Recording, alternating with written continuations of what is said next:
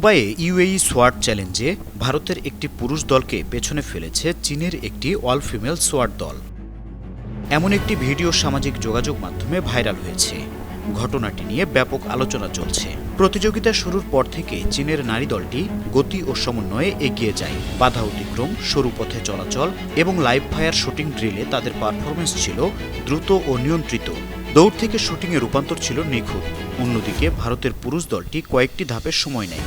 বিশেষ করে বাধা পার হওয়া এবং ফায়ারিং সেগমেন্টের সময় নেওয়ায় তাদের গতি কমে যায়। এই ঘটনায় অভিযান বাহিনীতে নারীদের দক্ষতা ও ভূমিকা নিয়ে নতুন আলোচনা শুরু হয়েছে। অনেকের মতে আধুনিক সোয়াট অপারেশনে শারীরিক শক্তির চেয়ে প্রশিক্ষণ ও দলগত সমন্বয় বেশি গুরুত্বপূর্ণ।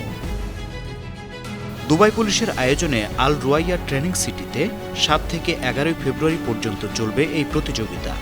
এতে ৫২টি দেশের ১১৮টি অভিজাত সোয়াট ও বিশেষ বাহিনীর দল অংশ নিয়েছে। আন্তর্জাতিক ডেস্ক, ৫২ টিভি।